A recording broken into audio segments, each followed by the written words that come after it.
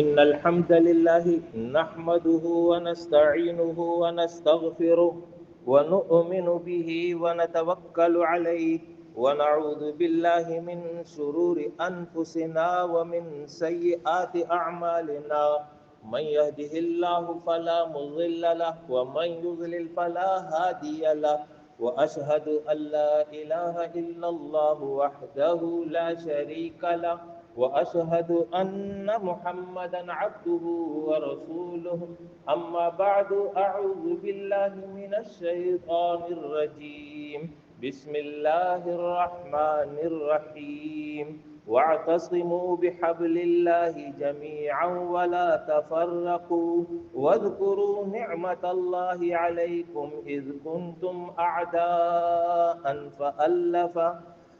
كنتم أعداء فألف بين قلوبكم فأصبحتم بنعمته إخوانا وكنتم على شفا حفرة من النار فأنقذكم منها كذلك يبين الله لكم آياته لعلكم تهتدون رب اشرح لي صدري ويسر لي أمري واحلل عقدة من لساني يفقهوا قولي أما بعد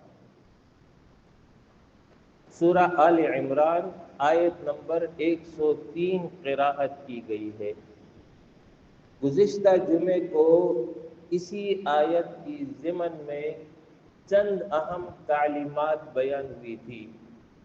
آج اسی کا دوسرا حصہ بیان کیا جا رہا ہے۔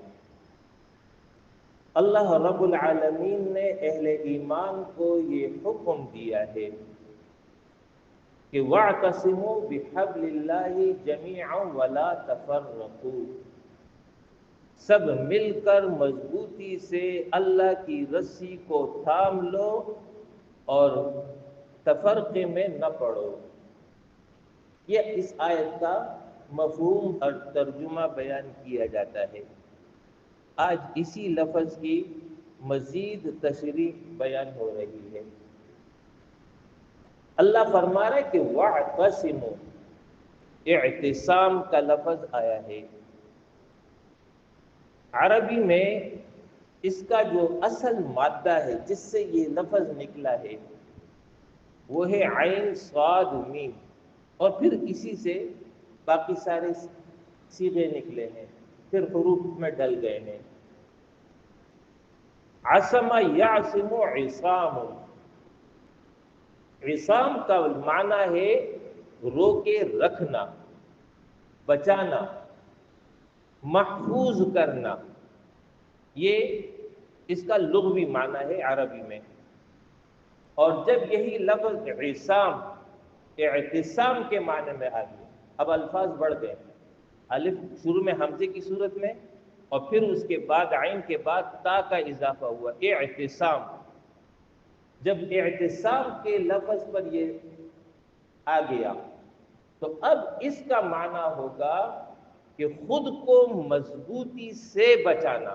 پہلے معنی تھا روکے رکھنا، بچانا، محفوظ کرنا، اب ہے خود کو مضبوطی سے بچائے رکھنا، سہارا لے لینا، حفاظت کے لیے کسی مضبوط چیز کو پکڑ لینا۔ گویا کہ اب اس کے معنی میں شدت آ گئی، مبالغہ آ گیا، محض پکڑنا نہیں ہے بلکہ مضبوطی سے پکڑنا ہے۔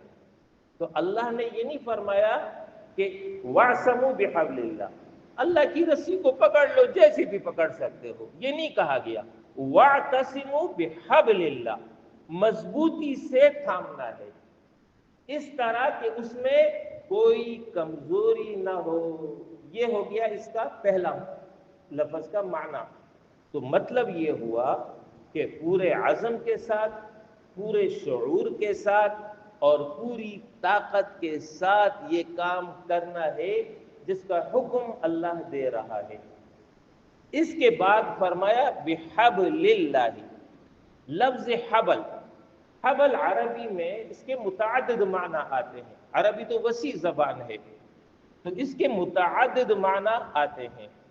حبل کا ایک معنی ہے مقصود تک پہنچنے کا ذریعہ، وہ شے، وہ ذریعہ کہ جس کے ذریعے انسان اپنے مقصد تک پہنچ جائے، اس کو عربی میں حبل کہتے ہیں۔ بندہ مؤمن کا مقصد اس دنیا کی زندگی میں اللہ کی رضا اور جنت کا حصول ہے، یہ ہے انسان کا مقصد، بندہ مؤمن کا مقصد۔ تو ہر وہ شے جو انسان کو اس مقصد تک پہنچا دے، اس کا ذریعہ بن جائے، وہ ہے حبل۔ پہلا معنی یہ ہے۔ دوسرا معنی ہے کہ حبل عربی میں عہد کو بھی کہتے ہیں، معاہدہ جس کو ہم کہتے ہیں، عہد و پیمان۔ تو اللہ کے ساتھ اور اللہ کے رسول کے ساتھ ہر مومن کا عہد ہے، جب وہ یہ اقرار کرتا ہے کہ اشہد اللہ الہ الا اللہ واشہد ان محمد رسول اللہ، یہ اقرار کر رہا ہے، تو یہ اللہ کے ساتھ وہ عہد کرتا ہے کہ اے اللہ، تو ہی میرا رب ہے، تو ہی میرا الہ برحق ہے، میں تیری ہی بندگی کرتا ہوں، تیرے ماں سوا کسی اور کی بندگی نہیں کرتا، اور محمد صلی اللہ علیہ وسلم کو اللہ کا آخری رسول اور اس کا بندہ تسلیم کرتا ہوں۔ یہ ایک عہد ہے جو بندہ مؤمن اس اقرار کے ذریعے کرتا ہے۔ تو اب اس عہد کو پورا کرنے کا ذریعہ جو بن جائے، اس کو حبل اللہ کہیں گے۔ دو معنی ہو گئے۔ تیسرا معنی ہے امان، یعنی وہ شے جو انسان کو نقصان سے، تکلیف سے، ہلاکت سے امن دے دے، امان اس کو مل جائے، تو اس کو عربی میں حبل کہتے ہیں۔ تو بحبل اللہ، اللہ کے اس حبل کے ذریعے بندہ مؤمن ہلاکت اور بربادی سے محفوظ ہو جائے گا۔ تین معنی ہو گئے۔ چوتھا معنی حبل وہ یہ کہ وہ شے جو انسان کو دوسرے سے ملا دے، یعنی ملاپ کا معنی اس میں موجود ہے۔ تو ہر وہ شے جس کے ذریعے ایک انسان اپنے رب سے مل جائے، تعلق باللہ قائم ہو جائے، اس کو حبل اللہ کہتے ہیں۔ یہ چار معنی عربی لغت کے اعتبار سے اس میں موجود ہیں۔ تو شرعی معنی کیا ہوگا؟ شرعی معنی حبل اللہ وہ یہ کہ قرآن اور سنت۔ قرآن وحی الہی ہے جو براہ راست رسول اللہ صلی اللہ علیہ وسلم کے قلب اطہر پر نازل ہوئی ہے۔ نزل بہ الروح الامین علی قلبک، آپ کے دل پر لے کر اترا ہے روح الامین، پھر زبان پر جاری ہوا ہے۔ اسی کو قرآن کہتے ہیں جو مصحف میں موجود ہے۔ یہ ہے وحی الہی کتاب اللہ، اور سنت رسول اللہ صلی اللہ علیہ وسلم اسی وحی الہی کی تبیین ہے، تشریح اور تفسیر ہے۔ لِتُبَيِّنَ لِلنَّاسِ مَا نُزِّلَ إِلَيْهِمْ، آپ کھول کر بیان کر دے اس وحی کو جو ان کی طرف بھیجی گئی ہے۔ يُعَلِّمُهُمُ الْكِتَابَ وَالْحِكْمَةَ، آپ ان کو تعلیم دے کتاب کی یعنی قرآن کی، والحکمہ یعنی سنت کی۔ سنت کیا ہے؟ اسی کتاب کی تفصیل اور تشریح اور تبیین ہے۔ تو لہذا حبل اللہ کا پہلا مفہوم ہے قرآن اور سنت۔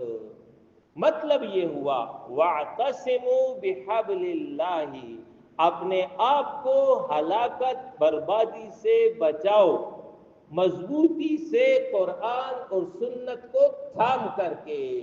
اگر قرآن اور سنت کو مضبوطی سے تھام لیا تو تب اللہ کی رضا بھی حاصل ہوگی، جنت بھی ملے گی، اللہ کی طرف سے امان بھی حاصل ہوگا، یہ سبب ہوگا ہلاکت اور بربادی سے حفاظت کا۔ اس کے ذریعے تعلق باللہ قائم ہو جائے گا۔ یہ ہے اس کا مفہوم۔ دوسرا معنی مفسرین نے کیا ہے حبل اللہ کا دین اسلام۔ دین اسلام اسی قرآن و سنت کو کہتے ہیں، الفاظ مختلف ہیں، مفہوم ایک ہی ہے۔ قرآن و سنت کہہ دو یا دین اسلام کہہ دو، بات ایک ہی ہے۔ یعنی دین اسلام کو مضبوطی سے پکڑ لو، اس کے پکڑنے میں کمزوری نہ ہو۔ تیسرا معنی ہے عہد و پیمان، جو اللہ نے کیا ہے تمہارے ساتھ اور تم نے اللہ کے ساتھ کیا ہے، وہ ہے توحید کو تسلیم کرنا، وہ ہے تمام عقائد کو تسلیم کرنا۔ نتیجہ بھی اس کا ایک ہی نکلتا ہے، الفاظ مختلف ہیں۔ وَاعْتَصِمُوا بِحَبْلِ اللَّهِ، اے لوگو سب مل کر کے اللہ کی رسی کو، یعنی قرآن اور سنت کو، دین اسلام کو، توحید کے عقیدے کو، تمام ایمانیات کو مضبوطی سے پکڑے رہو۔ اب مضبوطی سے پکڑنے سے کیا مراد ہے؟ مضبوطی سے پکڑنے سے مراد یہ ہے استقامت اختیار کرو گے، صبر اختیار کرو گے۔ کسی دنیاوی لالچ کی وجہ سے، کسی کے دھمکانے کی وجہ سے، حالات کے نامساعد ہو جانے کی وجہ سے دین اسلام کو ترک نہیں کرو گے، بلکہ ہر صورت میں دین اسلام، قرآن اور سنت کے ساتھ تمہارا تعلق مضبوط ہونا چاہیے۔ یہ ہے اس کا مفہوم، وَاعْتَصِمُوا بِحَبْلِ اللَّهِ جمیعاً، سب کے سب تھامے رہو۔ خلاصہ اس کا اب یہ نکلا کہ دین کی وحدت کو سب نے مل کر کے تھامنا ہے، دین میں افتراق نہیں کرنا ہے، پورے دین کو تھامنا ہے۔ اختلاف کی صورت میں قرآن اور سنت کی طرف رجوع کرو گے، افتراق سے بچو گے، انتشار میں مبتلا نہیں ہوگے، اور جب اختلاف پیدا ہو گیا تو پھر کیا کرو گے؟ قرآن اور سنت اس کو معیار بناؤ گے، اس کے مطابق اپنے تنازعات کا فیصلہ کرو گے۔ ہر معاملے میں، ہر چیز میں اللہ کے حکم کو، پیغمبر کی تعلیم کو مقدم رکھو گے، اس کے بالمقابل کسی کی بات کو تسلیم نہیں کرو گے، نہ اپنے خواہش نفس کی پیروی کرو گے، نہ کسی اور کی اطاعت کرو گے۔ ہر معاملے میں اللہ اور اس کے رسول کا حکم مقدم ہوگا۔ یہ اس کے مفہوم میں موجود ہے۔ وَاعْتَصِمُوا بِحَبْلِ اللَّهِ جَمِيعًا، اپنے عقیدے کی حفاظت کرو گے۔ ایسا نہ ہو کہ کہیں جو ہے غلط عقیدہ اختیار کر لو۔ توحید کا عقیدہ مضبوطی سے تھامے رہو، رسالت کا عقیدہ مضبوطی سے تھامے رہو، باقی جو عقائد اسلام ہے اس کو جو ہے مضبوطی سے تھامے رہو۔ جمیعاً، سب کے سب، یعنی یہ کام انفرادی دائرے میں بھی ہونا چاہیے اور اجتماعی دائرے میں بھی ہونا چاہیے۔ ہر فرد نمبر ایک اپنی ذاتی زندگی پر غور کرے کہ اس کی ذاتی زندگی کس حال میں ہے۔ نمبر دو، وہ اپنے گھر کا جائزہ لے، اس کے گھر کی کیا کیفیت ہے۔ نمبر تین، وہ تمام افراد جو اس کے ماتحت ہیں، زیر کفالت ہوں، زیر نگرانی ہوں، ان کی کیا کیفیت ہے۔ ان تین دائروں میں ہر شخص ذاتی طور پر مکلف ہے، ذمہ دار ہے کہ وہ قرآن اور سنت کے مطابق عمل کرے گا اور عمل کرائے گا۔ یہ ہے انفرادی دائرہ۔ دوسرا دائرہ ہے اجتماعی، جہاں پر ایک فرد انفرادی طور پر تبدیلی نہیں لا سکتا، تو وہاں پر پھر مسلمانوں کا جو اجتماعی نظام ہے، اس پورے اجتماعی نظام کی یہ ذمہ داری ہے کہ وہ اپنے اجتماعی نظام میں اس طرح کا قانون، اس طرح کا عمل اختیار کریں گے جو قرآن اور سنت کے مطابق ہوگا، اس کی خلاف ورزی نہیں کرو گے۔ یہ ہے پورا مفہوم اس آیت کا، وَاعْتَصِمُوا بِحَبْلِ اللَّهِ جَمِيعًا، اے لوگو مضبوطی سے اللہ کی رسی یعنی قرآن و سنت کو تھامے رہو اور اس کے مطابق تمہارا انفرادی اور اجتماعی عمل ہونا چاہیے۔ اس کے بعد اللہ نے فرمایا وَلَا تَفَرَّقُوا، اور اے لوگو تفرق میں، فرقوں میں نہ پڑنا، اختلاف میں مبتلا نہ ہو جانا، انتشار میں مبتلا نہ ہو جانا۔ افتراق اور اختلاف اس حوالے سے 3 قسمیں ہیں جو قرآن اور سنت میں بیان بھی ہیں، جن کی مذمت کی گئی ہے اور جس سے بچنے کا حکم دیا گیا ہے۔ 3 قسمیں ہیں۔ پہلی قسم افتراق کی، وہ ہے دین میں افتراق، دین کی بنیاد جس پر دین قائم ہے، وہ ہے ارکان اسلام، عقائد اسلام، بنیادی تعلیمات۔ ان تمام تعلیمات میں اور ان تمام عقائد میں اختلاف نہ کرنا کہ کسی کو مانو اور کسی کو نہ مانو۔ مثال کے طور پر کوئی توحید کو مانے، رسالت کو نہ مانے، توحید رسالت کو مانے، آخرت کو نہ مانے، توحید رسالت آخرت کو مانے، فرشتوں کو نہ مانے، فرشتوں کو مانے، تقدیر کو نہ مانے۔ اسی طریقے سے عقیدہ رسالت جو ہم سے متعلق ہے، اس کے 2 جز ہیں۔ پہلا جز یہ ہے کہ محمد الرسول اللہ صلی اللہ علیہ وسلم اللہ کے رسول ہیں، یہ پہلا جز ہے۔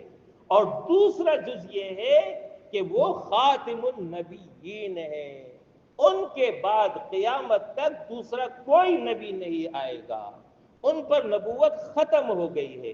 تو یہ عقیدہ رسالت کے 2 بنیادی اجزاء ہیں۔ تو اللہ فرما رہا ہے کہ شرع لکم من الدین ما وصى به نوح والذی اوحینا الیک وما وصینا به ابراہیم وموسیٰ وعیسیٰ ان اقیموا الدین ولا تتفرقوا فیہ، مقرر کیا تمہارے لیے زندگی کا وہ طریقہ جو ہم نے اس سے پہلے شرع لکم من الدین ما وصى به نوح، جس کی ہم نے تاکید کی نوح علیہ السلام کو، اور جو ہم نے آپ پر وحی کی ہے، اور جس کا تاکیدی حکم ہم نے کیا تھا موسیٰ علیہ السلام، عیسیٰ علیہ السلام اور ابراہیم علیہ السلام۔ ان 5 اولو العزم انبیاء کا اس آیت میں ذکر ہوا ہے۔ ان اقیموا الدین، اس تاکید کے ساتھ کہ اس دین کو قائم رکھو گے، ولا تتفرقوا فیہ، اس دین میں تفرق نہیں کرو گے۔ تو دین میں تفرق یہی ہے کہ عقائد میں اختلاف پیدا کر دو، یا ارکان اسلام اور جو بنیادی تعلیمات ہیں اس میں انکار کر دو۔ کوئی نماز کو مانے، زکوٰۃ نہ مانے، نماز زکوٰۃ کو مانے، روزے کو نہ مانے، نماز روزہ زکوٰۃ کو مانے، حج کو نہ مانے، یہ بنیادی تعلیمات ہیں، ارکان اسلام ہے۔ تو اس میں اگر کسی نے اختلاف کر لیا تو اس کے نتیجے میں پھر وہ ملت اسلامیہ سے خارج ہو جائے گا، ملت اسلامیہ کا جز نہیں بنے گا۔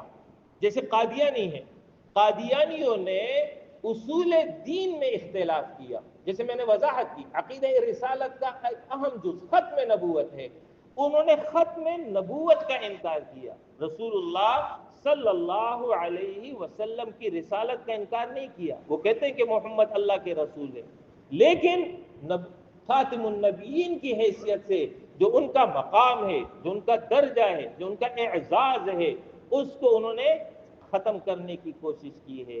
لہذا جب کوئی عقائد اسلام اور ارکان اسلام اور ضروریات دین میں سے کسی کا انکار کرے گا تو پھر وہ ملت اسلامیہ سے خارج ہو جائے گا۔